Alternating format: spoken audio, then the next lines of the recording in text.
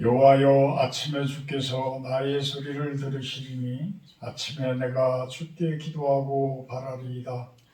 주는 죄악을 기뻐하는 신이 아니시니 악이 주와 함께 머물지 못하며 오만한 자들이 주의 목전에 서지 못하리이다.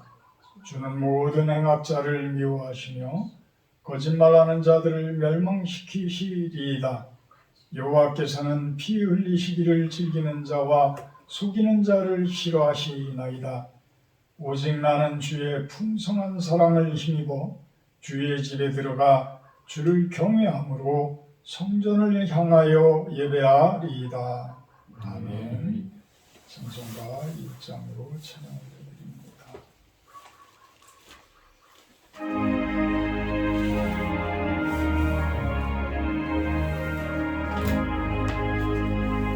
만국의 근원 하나님, 온 백성 찬송 드리고,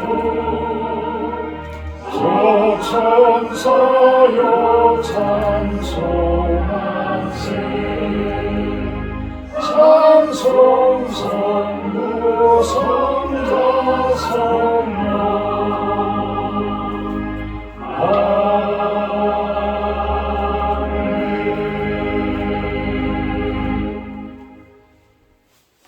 교동문 5번 교도가 들어갑니다.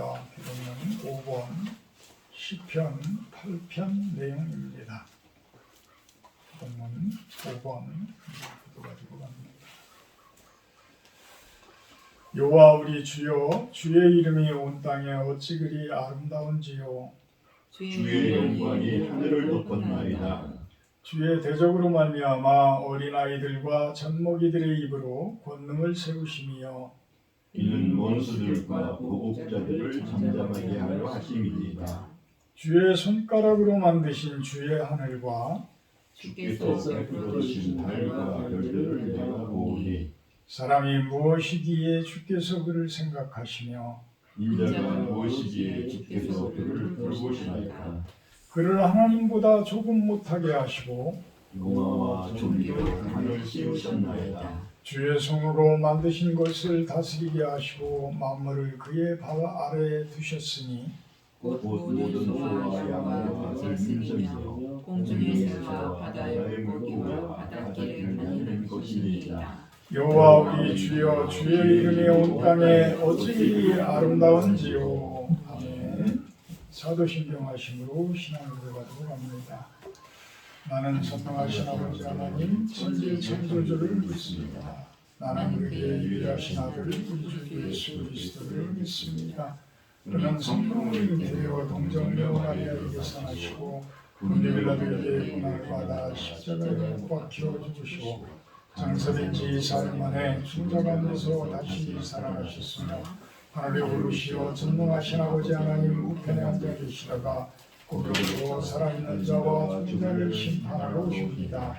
나는 성령을 믿으며 거룩한 공교회와 성도의 교제와 죄를 용서받는 것과 몸의 부활과 영생을 믿습니다. 아멘.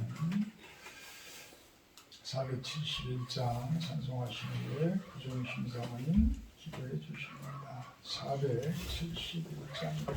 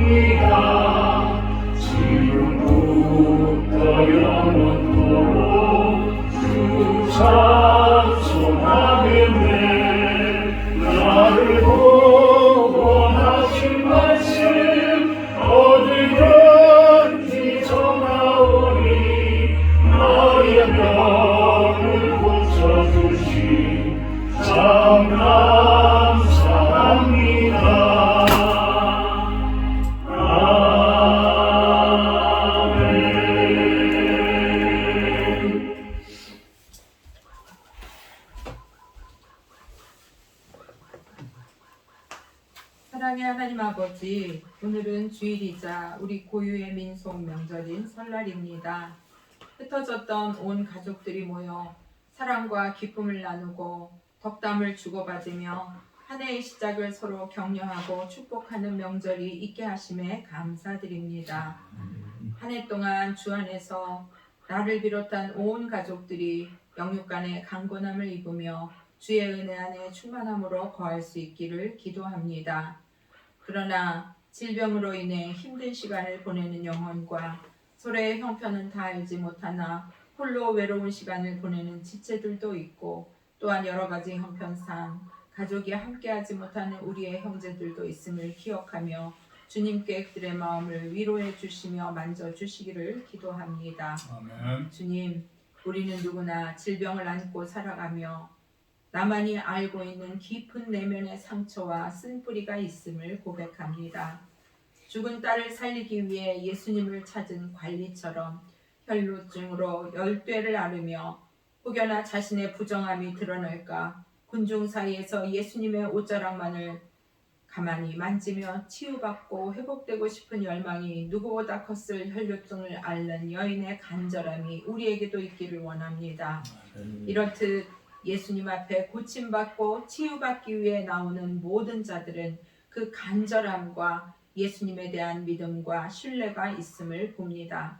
저희 또한 모두가 영적, 육적 질병을 안고 살아가는 이 삶에서 예수님을 간절히 찾고 주님이 만져주실 때 고침받을 것을 믿음으로 고백하며 나아갈 때 치유와 회복의 역사가 있게 하여 주시옵소서.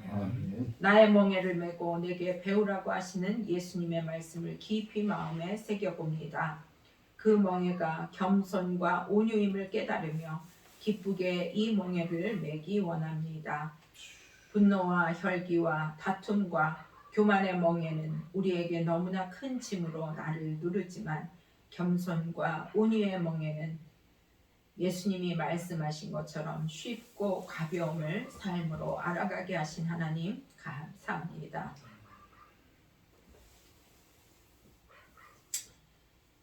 그렇게 살게 하여 주시옵소서. 아멘. 그리하여 우리의 마음이 날마다 분쟁이 아니라 참 평강과 쉼을 얻을 수 있기를 원합니다. 주님, 우리의 이 연약함을 붙잡아 주시고 고쳐 주시옵소서. 이 시간 목사님을 통해 주시는 말씀으로 영적 깨우침을 허락하셨습니다. 우리의 삶에서 실천으로 이어지는 삶이 되어지도록 믿음의 용기를 주시기 원합니다. 아멘. 이 시간 우리의 예배가 영과 진리로 마음을 들여 간절히 드리는 예배 되게 하시오며 성령 하나님 함께 하시고 인도해 주시기 원하옵고 예수님 이름으로 기도합니다. 아멘.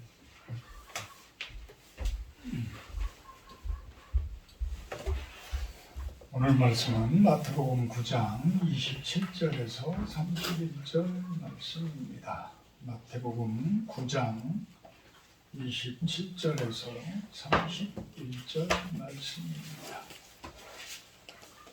오늘은 서로 한번 교독을 하겠습니다. 마지막 절만 다 같이 합독하도록 합니다. 9장 27절부터 공독합니다. 예수께서 거기에서 떠나가실새 두 맹인이 따라오며 소리질러 이르되 다윗의 자손이여 우리를 불쌍히 여기소서 하더니 예수께서 집에 들어가시되 맹인들이 그에게 나아오거늘 예수께서 이르시되 내가 능히 이 일을 할 줄 믿느냐 대답하여 주여 그러하오니라 하니 이에 예수께서 그들의 눈을 만지시며 이르시되 너희 믿음대로 되라 하시니 그 눈들이 밝아진지라. 예수께서 몸이 분노하시되 사무가 내게도 알리지 말라 하셨으나 같이 공독합니다. 그들이 나가서 예수의 손을 그 몸단에 퍼뜨리니라. 아멘.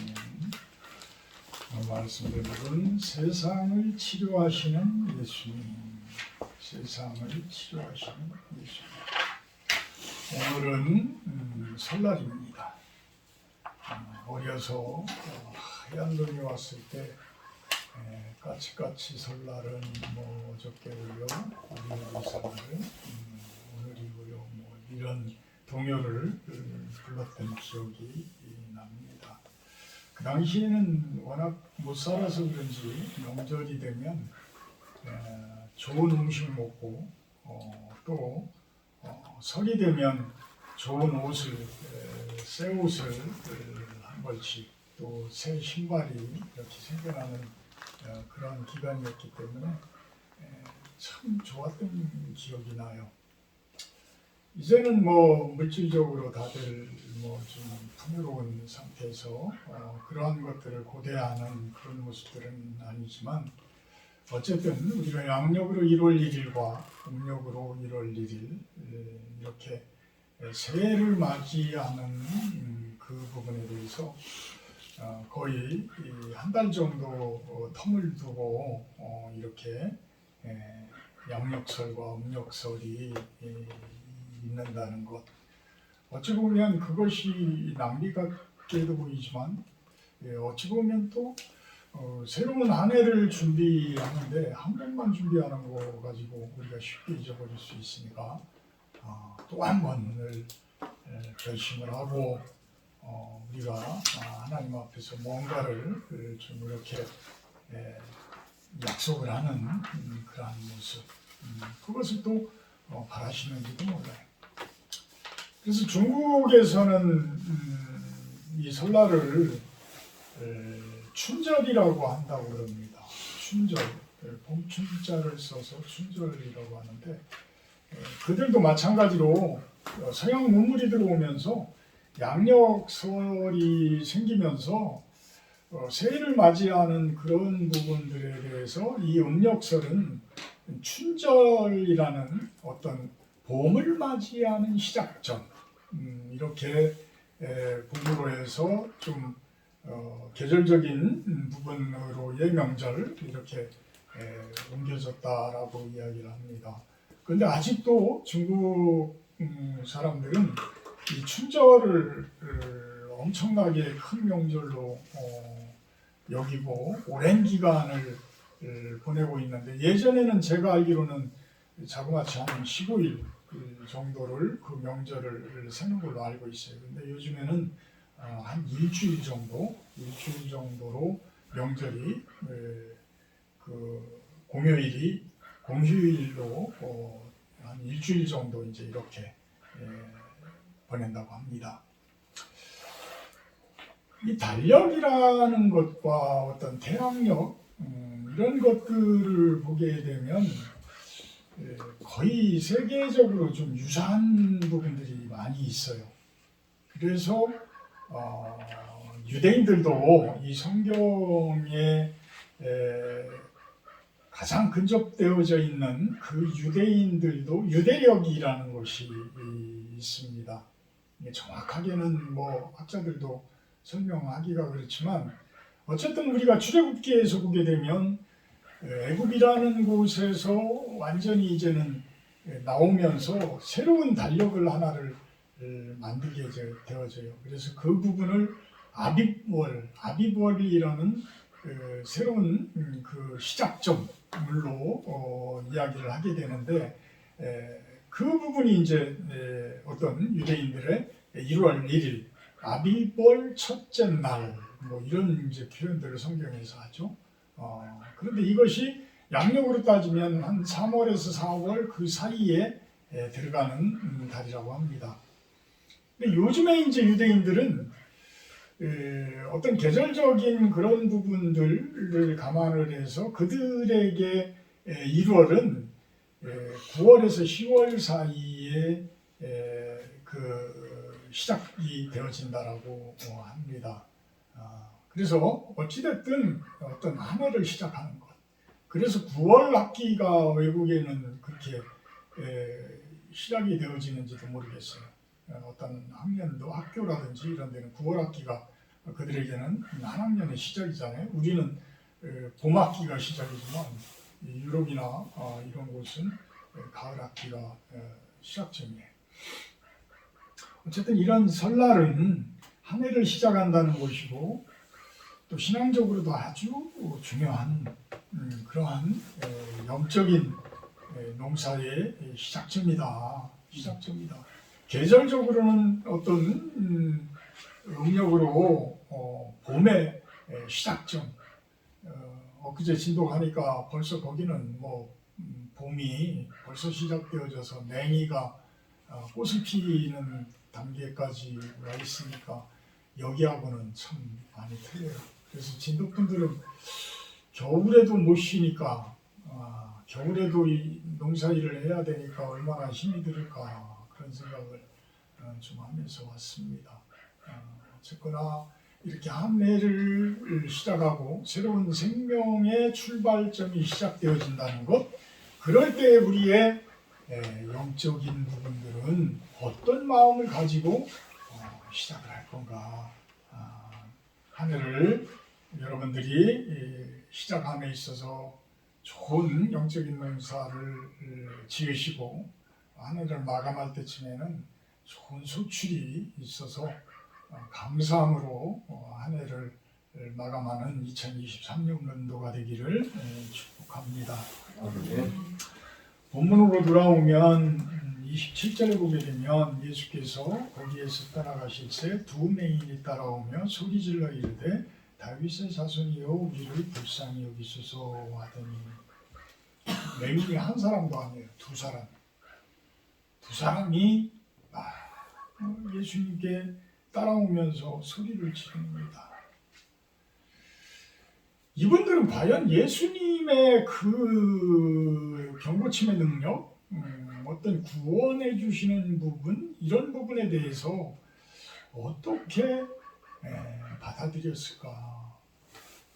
주변에 분명히 그 8장 9장에서 이야기하는 그 많은 경고침의 그 사역들, 예수님의 그 귀신을 쫓아내고 병을 고치시고 이런 그 사역들을 바라보면서 그 부분들이 저분은 진정으로 메시아구나, 이런 마음들을 가졌을 거예요. 그래서 그 가족이 뛰어가서 내 가족 중에 맹인이 있는데 그 맹인에게 예수님께서 손을 대주시면 틀림없이 그 맹인도 낫겠다.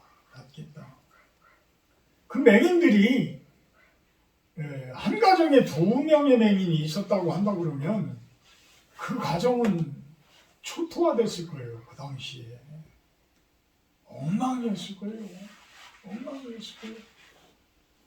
지금도 여러분들 가장의 역할을 못하고 어떤 중풍병에 걸린다든지 어떤 질병에 걸려서 전혀 일을 하지 못하는 상황이 되어진다고 하면 그 가족들이 얼마나 힘들겠어요. 그 힘든 마음들은 병들어 있는 분이나 그 뒷바라지 하는 옆에 사람들이나 그 마음의 간절함은 말도 못할 거예요. 그러니까 그 맹인들에게 가서 이야기를 하니까 그 맹인들은 평생 눈을 뜨지 못하고 그 살아왔던 사람들이니까 그 죽은 사람도 살아나는 것을 봤고 그 중풍병자가 일어나는 것도 봤다. 여러분들은 예수라는 사람들한테 가서, 예수라는 분한테 가서 한번 소리치며 매달려 봐라. 이랬을 때에 그들의 간절함은 곧 믿음이 되어진 거예요. 그래서 예수님을 쫓아가면서 소리질러 이르되 다윗의 자손이여 우리를 불쌍히 여기소서.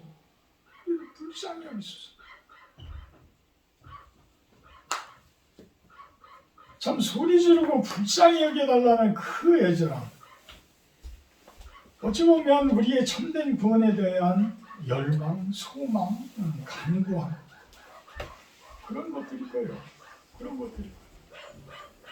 근데 이 예수님은 왜 다윗의 자손이요 라는 소리를 칠까요?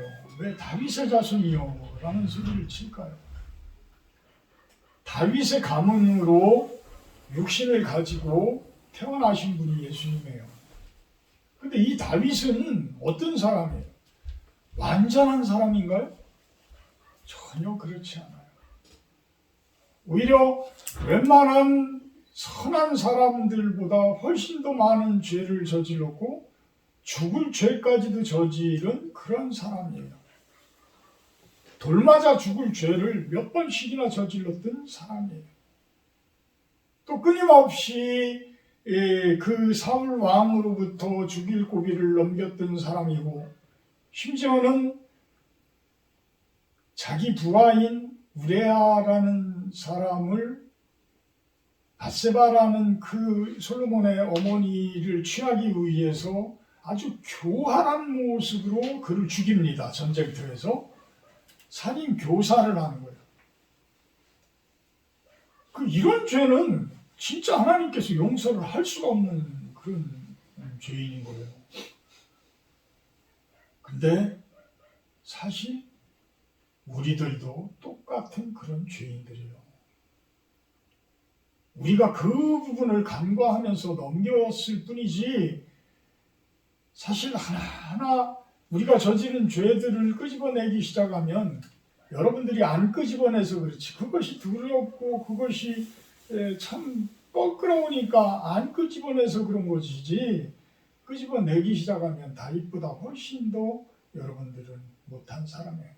제가 그러니까.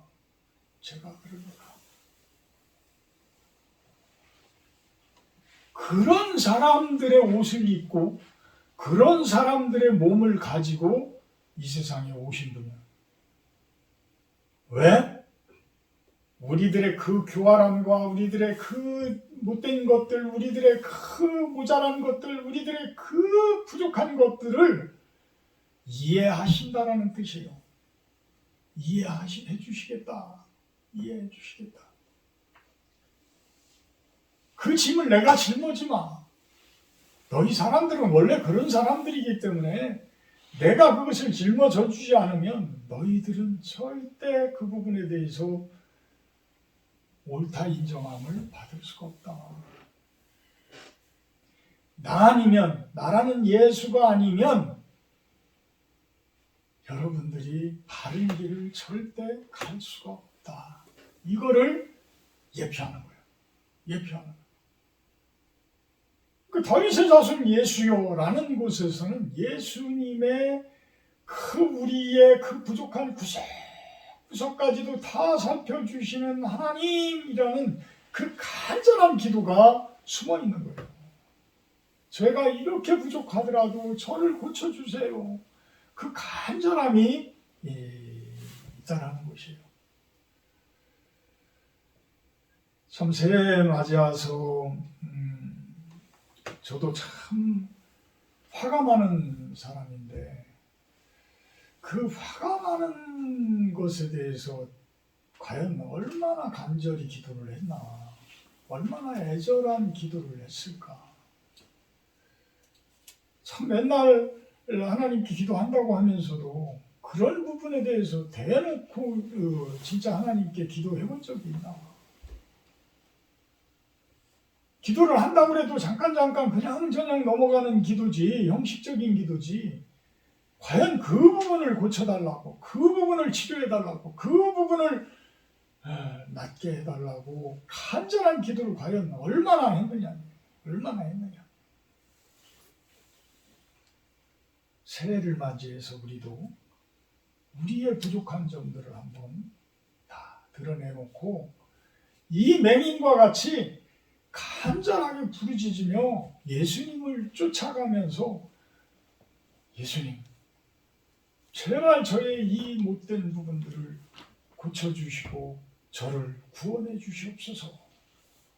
이 기도들을 해보자는 이야기예요. 28절에 예수께서 집에 들어가시매 맹인들이 그에게 나아오거늘 예수께서 이르시되 내가 능히 이 일 할 줄을 믿느냐? 대답하되 주여 그러하오이다. 하니 예수께서 그들의 눈을 만지시며 이르시되 너희 믿음대로 되라 하시니. 참 구원과 치료의 조건. 지금 이 맹인의 이 간절한 소망, 이런 부분에서 우리가 엿볼 수 있는 거예요. 그러니까 우리가 부족한 성격, 우리의 모난 성격, 우리의 잘못되어진 그 성격, 치료받아야 되는데 알고는 있어. 그런데 그거를 드러내지를 않아. 내놓지를 않아. 내놓기가 두려워. 근데 사탄 마귀는 그거를 내놓지 못하게 아주 교묘하게 막고 있는 거야. 교묘하게 막고 있는 거야. 그러니까 막 드러내고 애절하게 매달리고 애절하게 간구하고 아주 이거는 죽게 아니면 진짜 산기로 예수님께 메어 달리는 이 간절함. 그때 예수님께서는 만져주시며 믿음대로 될지어다. 여러분들의 믿음은 어느 정도예요? 여러분들의 믿음은 어느 정도예요? 그들의 믿음에 의해서 예수님의 능력에 의해서 그들은 눈을 뜨게 되어집니다. 구원과 치료의 조건은 믿음이에요. 어찌 보면 이 믿음이라는 것이 있느냐 없느냐에 따라서 우리의 살아가는 이 인생에 성패가 달려있다라고 감히 이야기할 수가 있어요. 여러분들이 믿음이 있으면 이미 성공하신 분들이에요.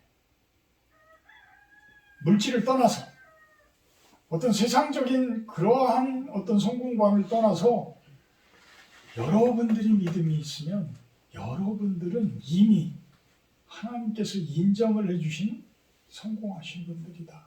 성공하신 분들이다. 왜? 그 믿음에 의해서 여러분들의 기도가 이루어져 가니까.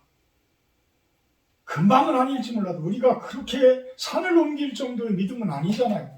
그렇지만 하여튼 예수님을 믿고 따르고자 하는, 순종하고자 하는 그 마음들이 있기 때문에 우리는 한 걸음 한 걸음 그 산을 올라갈 수가 있어. 그 산을 걸어갈 수가 있어. 누구의 힘을 가지고? 예수님의 능력을 가지고.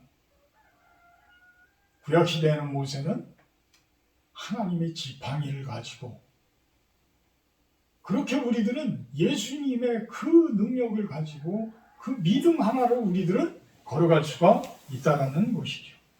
그랬을 때에 30절에 보면 그 눈들이 밝아진지라 예수께서 엄히 경고하시되 삼가 아무에게도 알리지 말라 하셨으나 그들이 나가서 예수의 소문을 그 온 땅에 퍼뜨리니라. 눈이 밝아진다. 눈이 밝아진다. 왜 신봉사가 눈이 탁 띄어지듯이 떠졌다라고 표현을 안 하고 눈이 밝아진지라 이렇게 표현을 했을까요? 또 그 부분도 우리가 한번 생각을 해볼 필요가 있어요. 우리는 누구나가 영적인 질병을 안고 있어요. 우리 구사모의 기도 가운데 그 내용들이 숨어 있듯이 우리는 영적인 질병들을 다 가지고 있어요. 저 또한 영적인 맹인의 모습으로 사는 것들이 있습니다. 봐야 하는데 못 보는 것들이 너무 많아. 깨달아야 하는데 못 깨닫는 것들이 너무 많아. 못 깨달으니까 몰라서 못 고치는 것들도 너무 많아. 세상 속에 하나님께서는 수도 없이 많은 곳에 그 아름다운 하나님 나라의 그 에덴 동산에 온갖 멋진 것들을 다 숨어놓고 숨겨놓고 있는데, 세워놓고 계시는데 우리는 선악과 나무 그 열매를 따먹은 죄로 그 선악과 열매에 눈이 어두워서 그 열매를 바라봄으로 인해서 진정한 에덴 동산의 그 아름다움을 못 찾아내는 그 맹인의 모습, 그런 모습으로 우리가 살고 있지는 않은가요? 그러니까 예수님께서는 믿음대로 될지어다 그를 만져줌으로 인해서 그 두 맹인이 눈이 밝아져요. 눈이 밝아져. 자, 여기에서 기독교는 체험 종교라는 그 이야기가 나옵니다. 여러분들이 우리 안사동의 신정혜 집사님도 지금 암투병 중이신데 그 암투병 중이신 우리 신정혜 집사님이 진짜 우리도 끊임없이 기도하고 있지만 그 기도에 의해서 반드시 치료되어질 것이라고 우리들은 믿어요. 그렇게 치료되어지면 주님의 능력에 의해서 금방은 아닐지 모르지만 꾸준히 우리가 그 믿음을 가지고 그 간절함을 가지고 그 애통함을 가지고 우리가 기도할 때에 치료되어졌을 때에 그분은 가만히 있겠어요? 그분은 보지 못했던 것들을 보게 돼요. 그 암으로부터 치료받게 됨으로 인해서 우리가 알지 못했던, 우리가 보지 못했던 것들을 보게 되어져요. 우리도 마찬가지예요. 우리가 간절히 기도하는 것들이 이루어지게 되면 그동안에 우리들이 바라보지 못했던 새로운 어떤 것들이 이렇게 나타나기 시작을 해요. 그런 것들이 마음의 눈으로 보이기 시작을 하는 거예요. 마음의 눈에 보이기 시작을 하는 거예요. 그 마음의 눈에 보이기 시작하게 되면 그 부분을 증거할 수밖에 없어요. 많은 사람들에게 증거할 수밖에 없어요. 그 체험을 하는 거예요. 그렇게 눈이 밝아진다라는 거예요. 눈이 밝아진다. 이 맹인의 눈이 밝아진지라. 자, 거기까지는 좋아요. 근데 예수님께서는 엄히 경고하시며 삼가 아무에게도 알리지 말라. 그런데 그 소문을 온 땅에 퍼뜨리며 다닙니다. 온 땅에 퍼뜨리며 다닙니다.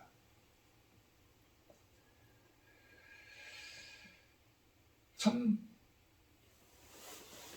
그것이 오히려 막 증거하고 막 그 많은 사람들 앞에 참 나발을 불면서 모으게해서 우리 예수라는 분은 이런 분이다라고 이렇게 선포를 해야 되는 것이 맞는 건데 왜 예수님께서는 왜 엄히 경고까지 하시면서 하지 말라고 할까?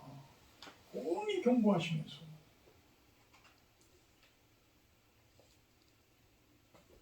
이 부분은 대적자들을 고려한 경고예요. 진정한 대적자들은 가까이에 있어요. 가까이에 있어요. 멀리 있는 게 아니에요.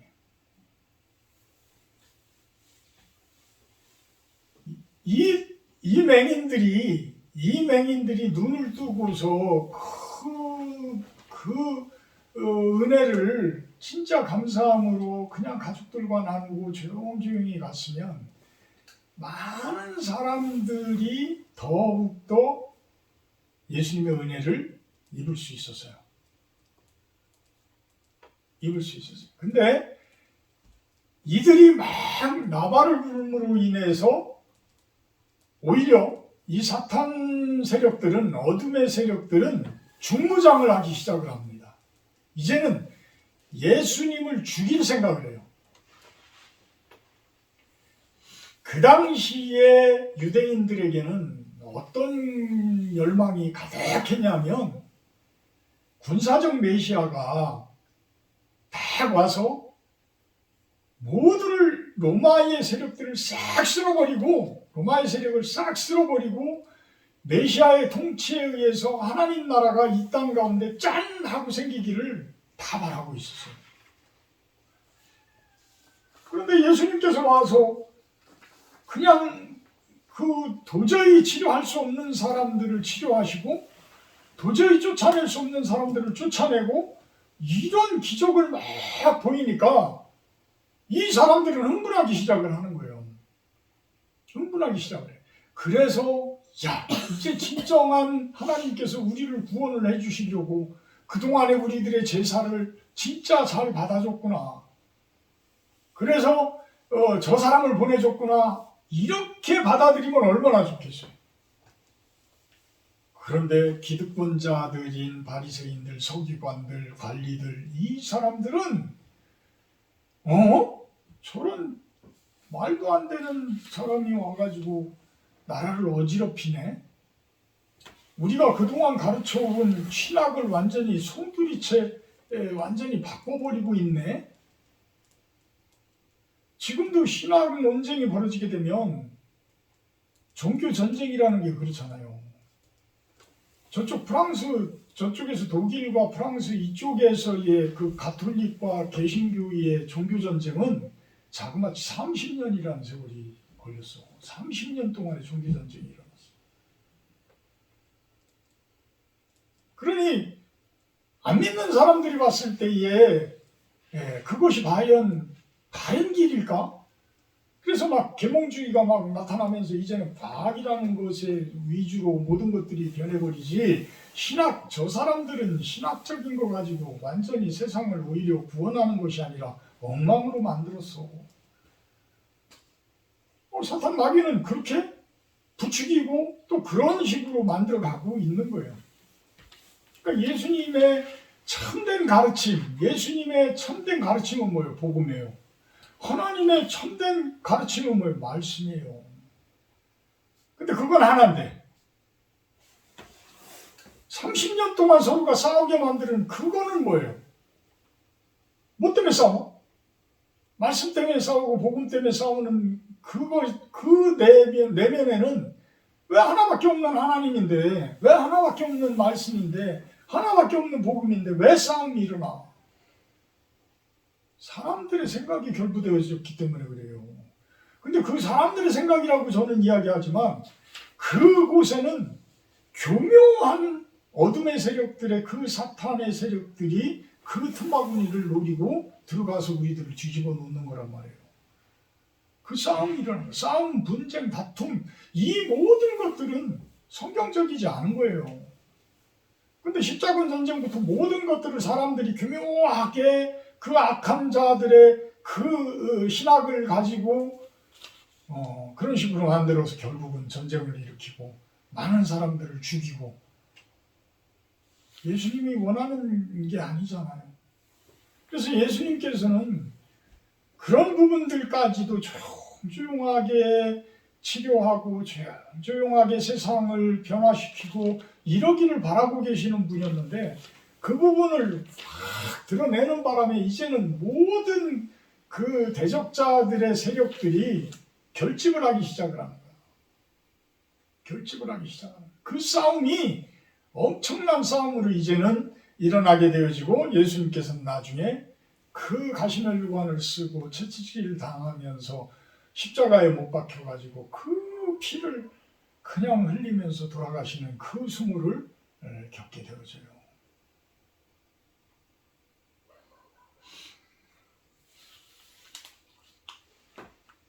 신학적 대적자인 바리새인과 서기관들의 그 당시에 가장 큰 모습은 하나님의 뜻을 왜곡한 거예요.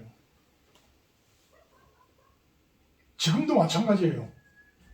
왜 이단이에요? 이단들은 끝에 가서는 겉으로는 광명의 천사를 가장해서 쭉 하나님의 뜻인 것처럼 이야기들을 하지만 제일 마지막에 가가지고는 그것이 끝에 가서는 전혀 다른 모습으로 바뀌어버립니다. 누구를 위한 모습? 그들은 아니라고 하지만 결국은 그들의 교주, 그들의 어떤 교단, 뭐 이런 것들을 위해서 가는. 예수님은 진리잖아요. 근데 모세의 율법을 교묘하게 변화시켜서 그 당시에 바리새인 서기관들은 이상한 교리들을 만들어서 사람들을 그 올가미에 샥 가둬놓은 거예요. 어찌 보면 종교개혁이 일어나기 전에 로마 가톨릭의 그 교리들, 그 교리가 연장되어져 있는 어찌 보면 내용들이 글쎄요, 성모 마리아, 또 몇 가지가 있죠. 그들이 주장하는 부분들, 이런 것들이 성경에 어디에 그렇게 나와 있냐. 자, 물론 성경을 확대 해석을 하면 뭐 그렇게까지 갈 수가 있겠지만 왜 확대 해석을 하냐 이거죠. 성경의 말씀은 있는 그대로만 받아들이면 되고 있는 그대로만 설명하면 되고 있는 그대로만 가면 되는 거지 왜 자꾸만 확대 해석을 해서 이상하게 변질되어지게 되고 이상하게 변모되어지게 되고 이런 모습으로 가냐는 얘기예요. 그렇다고 해서 제가 가톨릭을 이단이라고 이야기하는 것은 아닙니다. 어쨌든 하나님의 뜻을 왜곡시킨다. 하나님의 말씀을 왜곡시킨다. 하나님의 복음을 왜곡시킨다. 이것은 아주 큰 죄고 세상을 병들게 하는 그러한 과정들이다. 그런 과정들이다. 예수님의 목적은 세상을 치료하러 오신 분이에요. 세상을 회복시키러 오신 분이야. 에덴 동산을 회복시키고자 하시는 분이요. 뜻이 하늘에서 이루어진 것처럼 땅에서도 이루어지이다. 그 하나님 나라가 이 땅 가운데 이루어지게 하여 주시옵소서. 그러기 위해서는 내가 죄를 사해야 되고 내 속에 있는 죄를 하나님께서 사하여 주시옵소서. 이 주기도문은 바꿀 수 없는 진리예요. 누가 그것을 교리로 바꿔? 못 바꿔. 그거는 진리야. 하나님의 진리야.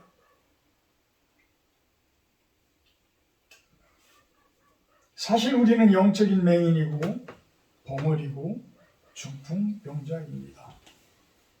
심지어는 죽은 사체의 모습이기도 합니다. 여러분들도 그거를 느껴지셔요? 그거를 깨달아지셔요?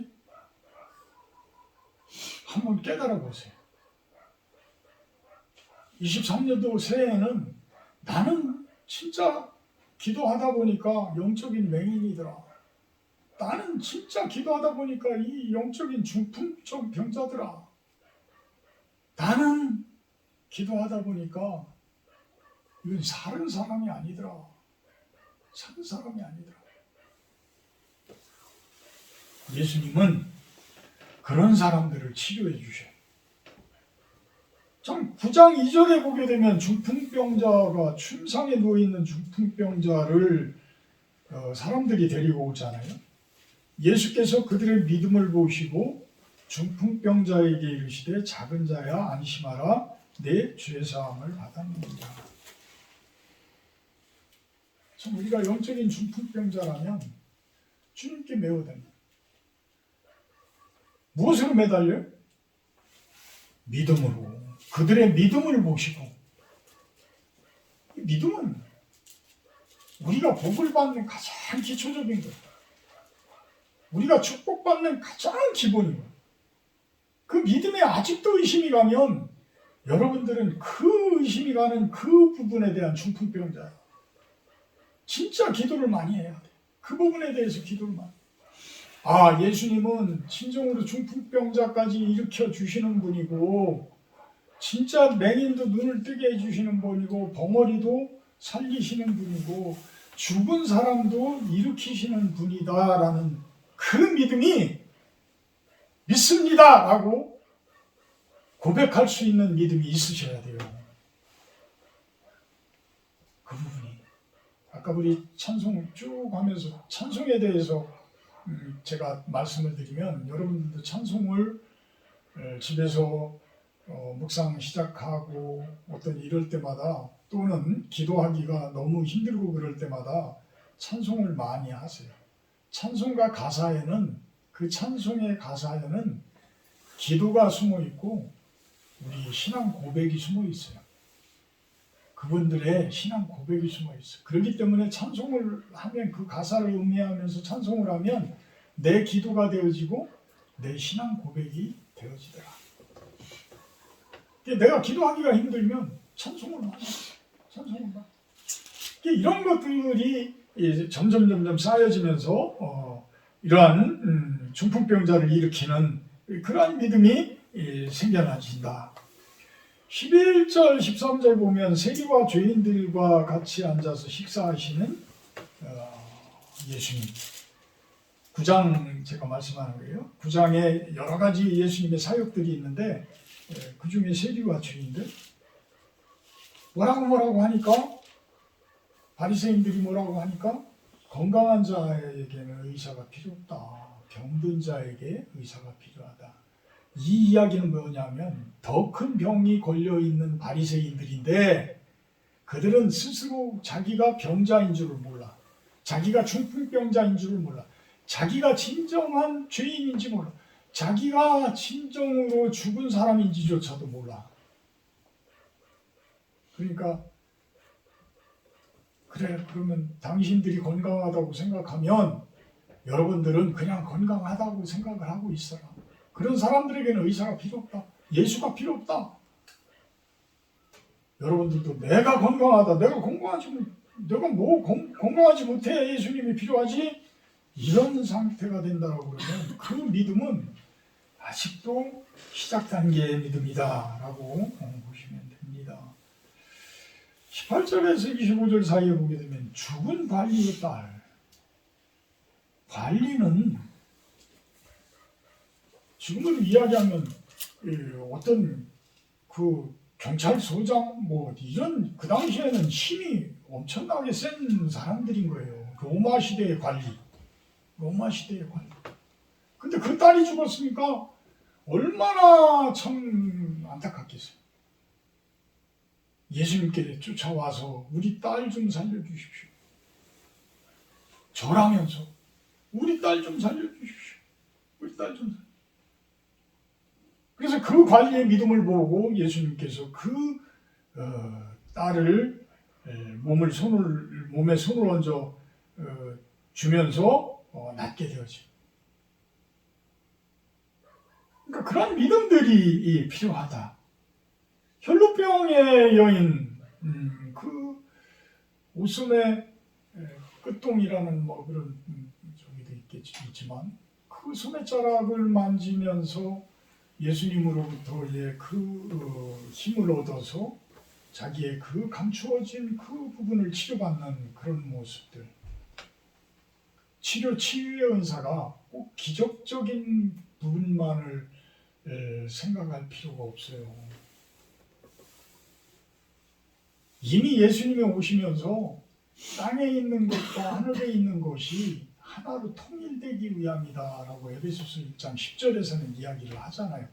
마찬가지로 우리들의 삶과 우리들의 영적인 세계는 우리들의 삶 가운데서 우리가 믿음을 가지고 있는 이상 하나로 통하게 돼 있어요. 그래서 그 신비적인 부분으로만 영적인 부분을 돌리지 마세요. 돌리지 마시고 항상 우리 삶 속에 있다. 우리 삶 속에 있다. 우리 삶 속에 그 어떤 기적적인 일, 신비적인 일 이런 것들이 우리 삶과 항상 같이 한다. 이 또한 우리들의 믿음의 한 과정 아닐까라는 생각을 합니다. 예수님의 사역을 두 절에 35절, 36절에 아주 일목요연하게 정리를 해놓으셨는데 그 부분은 이런 모습이에요. 예수께서 모든 도시와 마을에 두루 다니사 그들의 회당에서 가르치시며 천국 복음을 전파하시며 모든 병과 모든 약한 것을 고치시니라. 무리를 보시고 불쌍히 여기시니 이는 그들이 목자 없는 양과 같이 고생하며 기진함이라. 작은 예수인 우리들이 할 일이에요.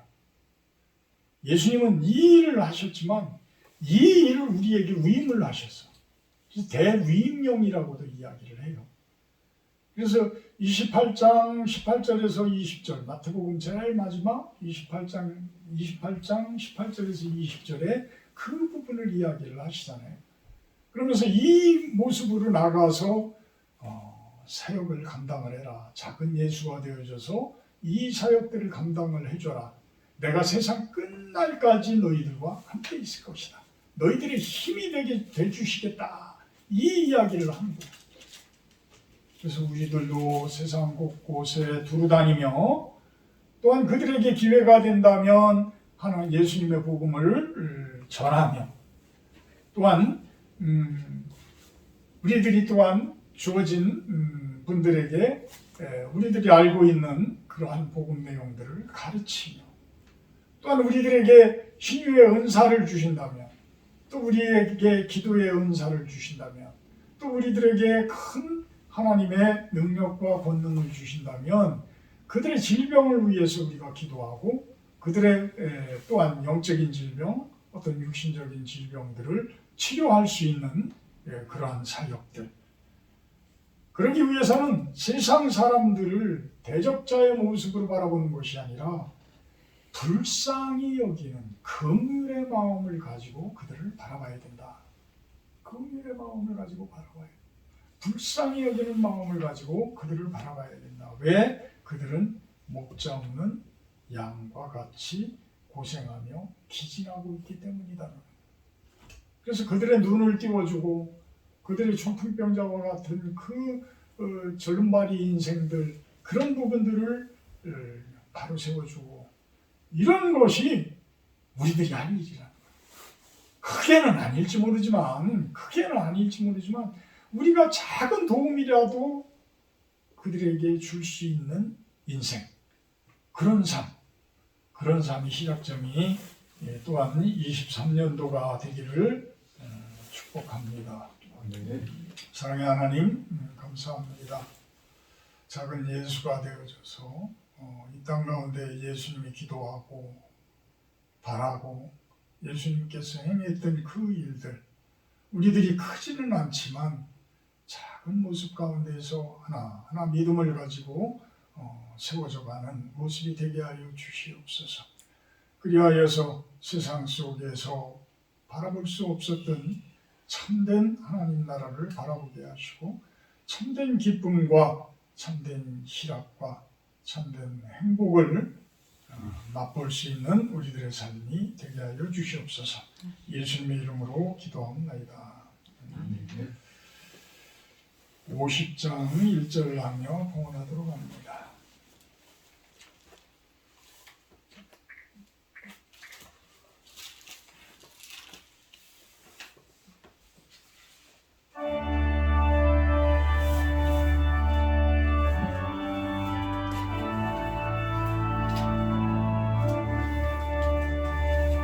내게 있는 모든 것을 아낌없이 드리네 사랑하고 의지하며 주만 따라 살리라 주께 드리네 주께 드리네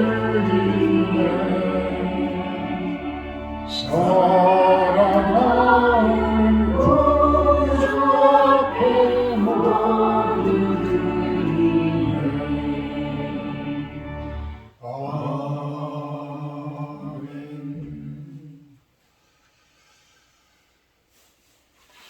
순양의 기름보다 우리들의 그 마음을 원하신다는 하나님 제사보다 긍휼을 원하신다는 그러한 말씀처럼 온 마음과 뜻을 드리는 그러한 우리들의 삶이길 소망을 합니다. 또한 이 물질이 귀한 곳에 사용되어지게 하시고 세상을 건강하게 세상을 아름답게 하는 곳에 사용되어지게 하여 주시옵소서. 그 손길들 축복하시고 하는 모든 일들이 2023년도 새해에 형통하기를 축원합니다. 감사드리며 예수님의 이름으로 기도합니다. 아멘.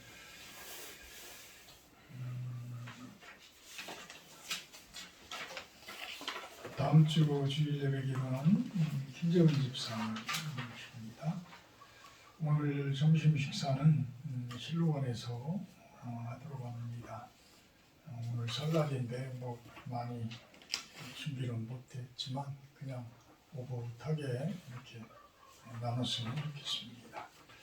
다음 주 주일 설교는 제가 우리 노예에 같이 계시는 조경기 목사님이라는 분한테 좀 드렸어요. 제가 어디 특별히 가는 건 아닌데 23년도에 우리가 어쨌든 기도하고 있고 준비하고 있는 선교법은 연해주 선교와 이제 북한 선교인데 그 부분을 좀 움직이면서 같이 동역할 수 있는 목사님들이나 어떤 사역자들이 계신다면 이제 한 분 한 분 같이 해야 될 것 같아요. 그래서 제가 좀 부탁을 드려서 다음 주 주일 설교를 조병기 목사님한테 부탁을 드렸으니까 우리도 기도로서 좀 하나하나 준비하면서 좀 맞이했으면 좋겠습니다. 473장 찬송하시는 게 축도로 예배 마치도록 합니다.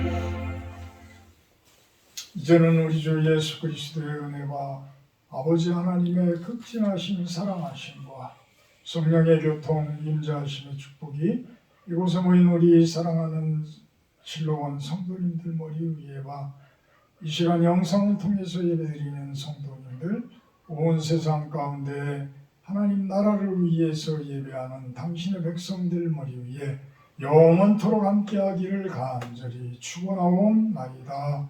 아멘.